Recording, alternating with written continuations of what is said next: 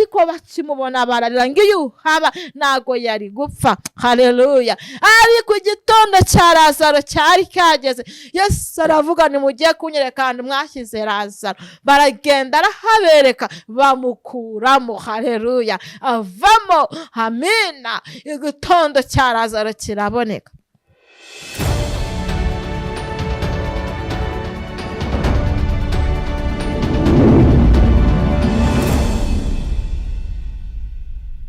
Turabasuhuje mwebwe mukomeje gukurikirana Mukakarangwa TV. Ikaze tugarutse imbere ya kamera tuje kubagezaho irindi jambo ry'Imana, muze kuryakirana yombi kandi mbibutsa ko mugomba gukora subscribe, share ndetse na comment kugira ngo ibintu byacu bikomeze kuzamuka. Murakoze cyane. Rero uyu munsi tugiye kwakira umuntu ugiye kutugezaho ijambo ry'Imana, Evangeliste Devota. Muze kuryakirana yombi. Murakoze. Haleluya. Mwami Yesu atwishimire. Twongeye kugaruka imbere yanyu tuneshejwe n'Imana mu mutima wacu. Twongeye kuyishimira ibyo yakoze. Iminsi yaritambutse ni myinshi, nk'uko umuntu aryama atazi ko buri buke, ariko Yesu yarabyemeye burakeye, turamushimira. Rero reka dutangire dusenga Imana. Turagushimiye Kristo, turagushimiye kuko uri Imana y'amahoro, turagushimiye kuko wabanye natwe, watugiriye neza igihe bitari biri bwemere byaremeye. Hari igihe twagiye tubaho dusenga amasengesho, aya masengesho tukayita yo gukumira kandi tukagera no mu gitondo. Haleluya. Twizeye ko hari ibindi bitondo bibiri umuntu ajya ahura nabyo, igitondo kizaba cy'umuzuko, ariko hari n'ikindi gitondo umuntu ajya ahura nacyo cyo gutabarwa. Nk'uko na Yesu yahuye n'icyo gitondo, niko natwe iyi saha tuguhamagaye kugira ngo duhuze n'igitondo. Haleluya. Imana ihabwa icyubahiro. Turagushimiye kubw'iki kigisho tugiye kwiga. Nyemerera umuntu wese ubane kandi umutegure mu izina rya Yesu wabambwe rimwe gusa. Amen. Nzi ko hari igitondo nzatabarirwamo, nzatabarirwamo, nzatabarirwamo. Nzi ko hari igitondo nzatabarirwamo, nzatabarirwamo.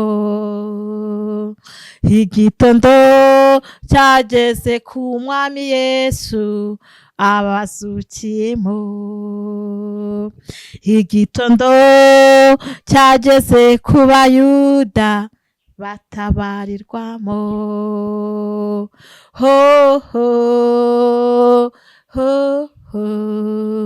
Batabarirwamo.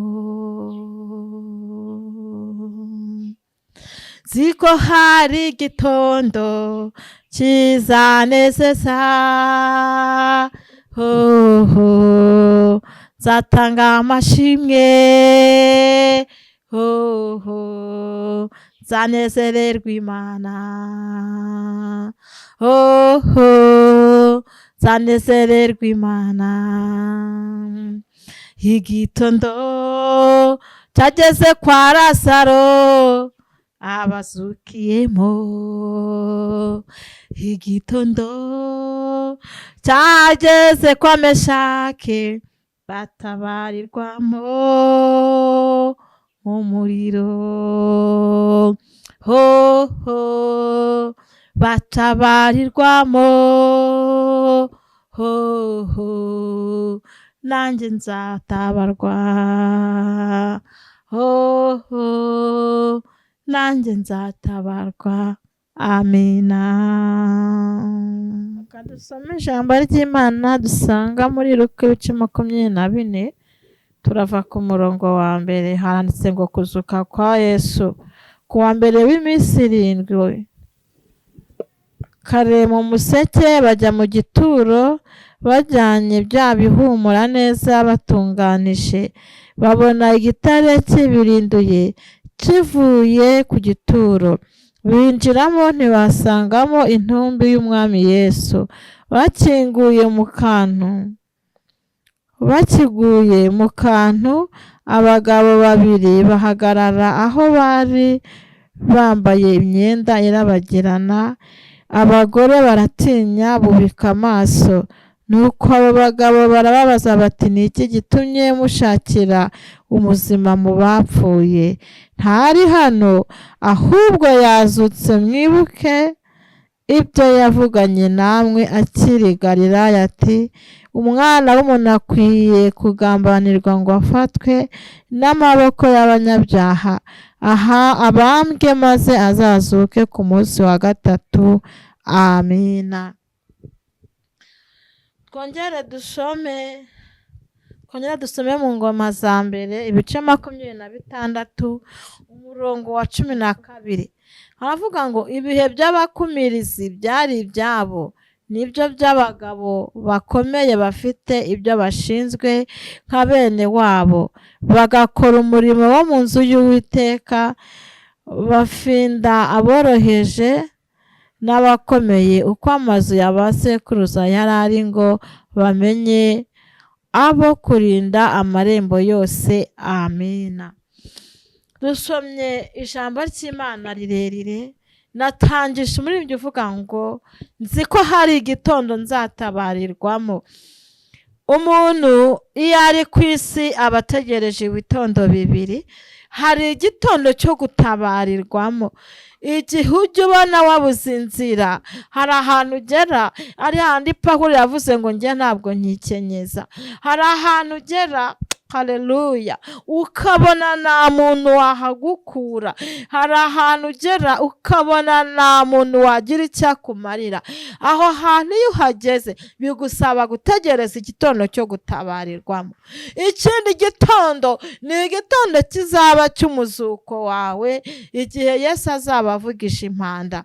Abariho bazahindurwa, abapfuye bazazuka. Icyo gitondo nicyo kintu umuririmbyi yavuze ngo mu gitondo kimwe tuzabona Yesu ahagaze ku bica, ahamagara itorero. Uko yasamuwe niko azagaruka, jyewe n'amaso yanjye tuzareba Mesiya. Icyo ni igitondo cya kabiri. Iyo gitondo kimwe, haleluya, tuzabona Yesu ahagaze ku bicu. Uko ngo yagiye ni n'akazagaruka, haleluya. Ariko hari ikindi gitondo, haleluya. Hari ikindi gitondo ugomba gutegereza. Wasangeye ibyifuzo byawe, ugomba gutegereza igitondo cyo gutabarirwamo. Abayuda basenze iminsi 3, hari ari itegeko ryo kubica, ariko igitondo cy'ubutabazi kije baratabarwa. Saduraka, Meshake na Abedenego babajugunye mu itanura ry'umuriro, bahura n'igitondo cy'ubutabazi bavamo. Umwami Yesu bamaze kumukingura ngo ku munsi wa gatatu kare mu gitondo nibwo yazutse, ngo ba Mariya bajyanye ibihumura neza kumusiga, basanga yazutse we, kuko Yesu yahuye nawe n'igitondo ku munsi wa gatatu. Kare mu gitondo niho Yesu yahuye n'igitondo cy'umugisha. Kandi ngo Lazaro nawe yari yarapfuye. Ku munsi wa 4 Yesu abwira abigishwa muze tugende, ajyayo. Ariko bakimubona bararira ngo iyo haba nago yari gupfa, haleluya. Ariko igitondo cya Lazaro cyari kageze. Yesu aravuga ni mugiye kunyereka ahantu mwashyize Lazaro. Baragenda arahabereka, bamukuramo, haleluya, avamo. Amina. Igitondo cya Lazaro kiraboneka. Adamu nawe yahuye n'igitondo, ubwo bari bamaze kubona yuko ari uwo gupfa. Isanduku y'Imana nta wundi wayakira, babona ko Adamu nawe ari uwo gupfa, haleluya. Ariko Adamu yahuye n'igitondo gihindura amateka. Imana iguhuza n'igitondo cy'ubutabazi mu izina rya Yesu. Usigare utegereje igitondo cyo kubona umwami Yesu ahagaze ku bicu. Imana itwishimire. hanyuma ngo abayuda nabo cyangwa abisiraheli bamaze bubaka inzu y'Uwiteka, barayubaka barayirimbisha, ariko ngo baje gufata n'agace ko gushyiraho abo bita abakumirizi. Aba bakumirizi ntabwo ngo babarebye mu bantu boroheje, turasomye ngo barebye abakumirizi mu bagabo bari bakomeye. Haleluya! Ngo kuko nabo bari bashinzwe ibintu bikomeye.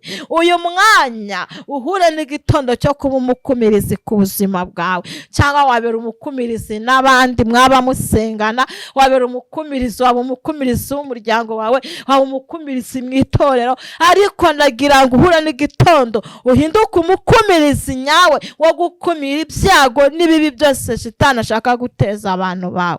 Ariko ngo igitondo nuhura nacyo urahita ukanguka. Haleluya! Hari ibyo umaze iminsi ukumira, akira igitondo cy'ubutabazi mu izina rya Yesu. Hanyuma ngo hari ukundi kuntu Aburahamu yahuye n'igitondo acyura umwana. Igitondo ni ikintu kigutangaza. Hamwe hari igihe ushaka kuryama ukananirwa, ugasiduka kubona bwakeye utazi igihe bwakereye. Igitondo ni ijambo nakwita gutangara cyangwa cyagutangaza. Uyu munsi uhure n'igitondo cyawe. Hari igitondo nzi ko nzatabarwa. Haleluya! Hari igitondo ugomba kumenya ko uzatabarwa. Gitegereze, nange ngitegereze. Icyo tuzi ni uko hari igitondo. Haleluya! Hari igitondo pifagireri, hari igitondo tuzatabarirwamo.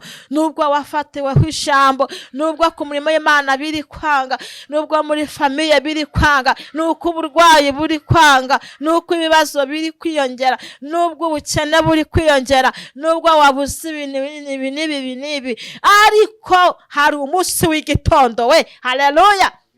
Hari umunsi w'igitondo.